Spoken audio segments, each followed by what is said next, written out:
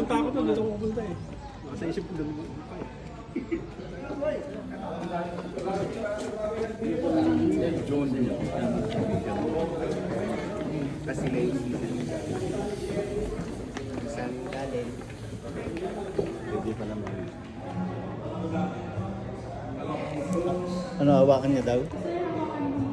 Ay, sister, sorry po. Huwag na lang po para hindi kayo ma-istorbo. Okay lang po. Okay lang po. Ano lang naman po sa entrance lang. Para parang ako na lang po magbabalik. Kasi bigay ko na lang po sa inyo. Lagay ko na lang po. Mag-isip na. Ito rin. Kami na muna kakanta. Okay na tong ganito? Opo, sister.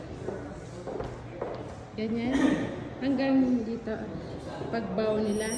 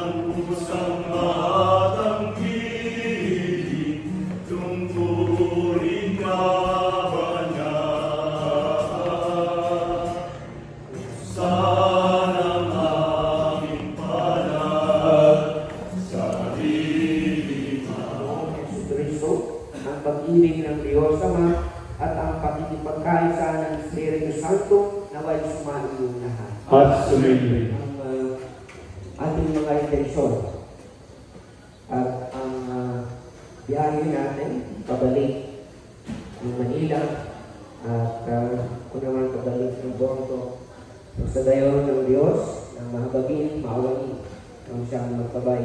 Sa isip, sa salita at sa awa, at sa aking magpapula. Kaya sinasamo ko sa mahal na Birheng Maria, sa lahat ng mga anghel at mga banal, at sa inyong mga kapatid, na ako'y ipanalangin sa Panginoon ating Diyos.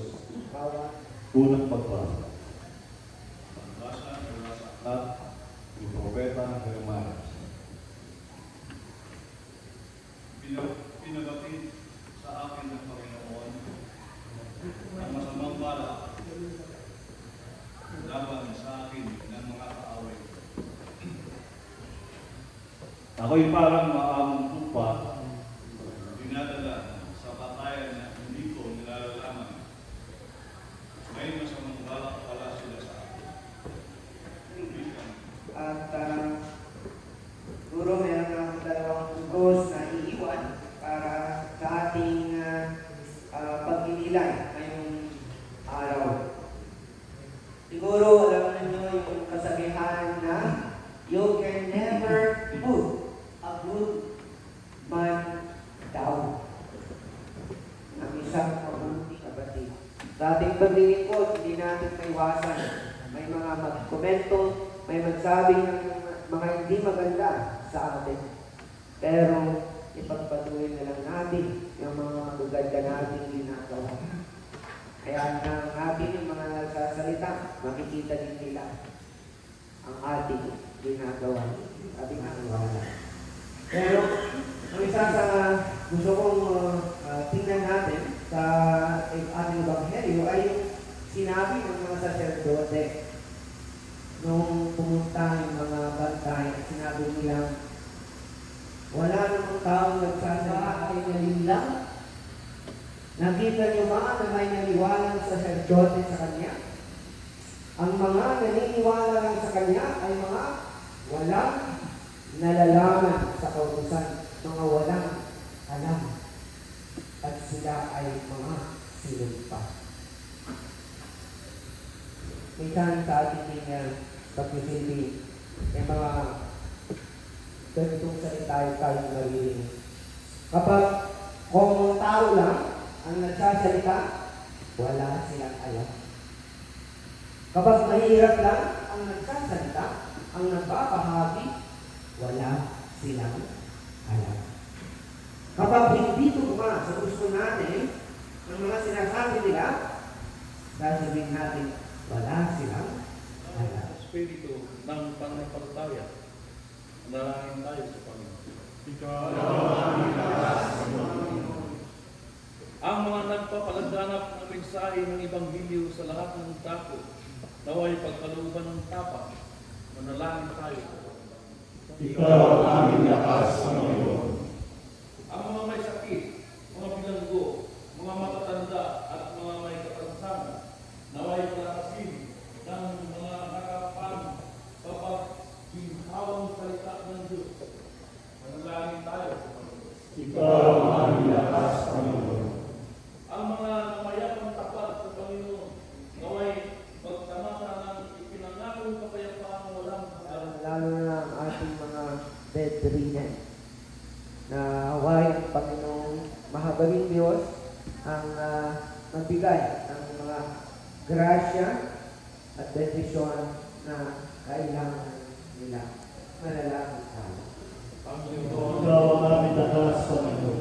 Ama ng lahat, pagbayan ng kami sa aming misyon na palaganapin ang aming pananampalataya sa buong mundo. Hinihiling namin ito sa pamamagitan ni Kristo na aming Panginoon. Amen.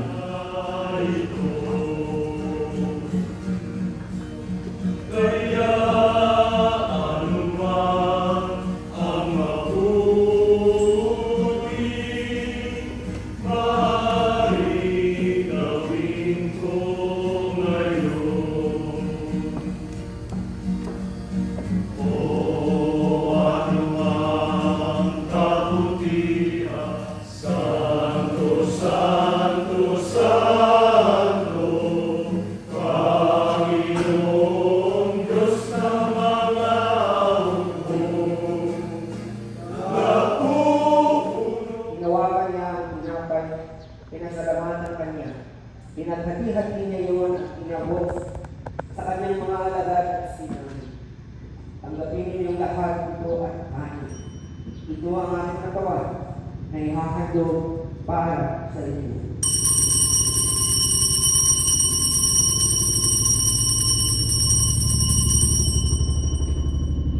Matapos ang hapunan, hinawakan niya ang alis, ikat ang pinasalamatan. Iabot niya ang alis sa kanyang mga alagad at sinabi, tanggapin ninyong lahat ito at inumin. Ito ang alis ng aking dugo, ng bago at ng pagtipan. Ang aking dugo ay bubuhos para sa inyo at para sa lahat sa kapagpapatawad ng mga kasalanan. Gawin ninyo ito sa pagkaalaala sa akin.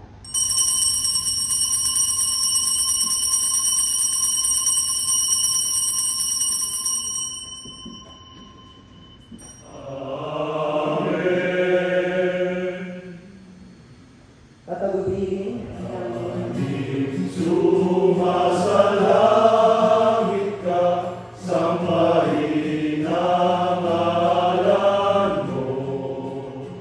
Mapasa amin ang kaharian mo, sundin ang loob mo. Dito sa lupa para ng langit, bigyan mo kami ng gusto. Kapayapaan ang iniiwan ko sa inyo. Ang aking kapayapaan ang binibigay ko sa inyo. Tunghayan mo ang aking pananampalataya ng Panginoon ay laging sumayin mo. at sumayin. Ang bigayan kayo ng kapayapaan sa isa't isa.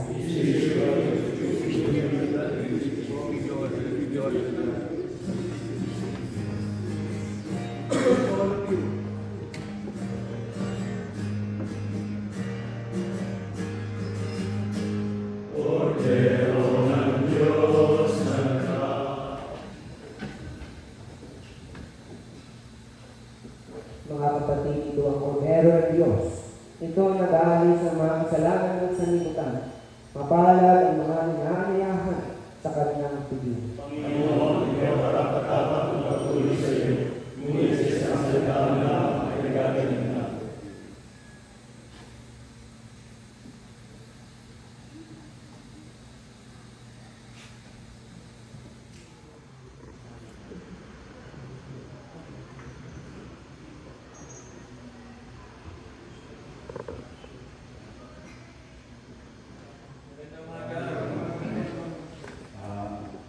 Una po,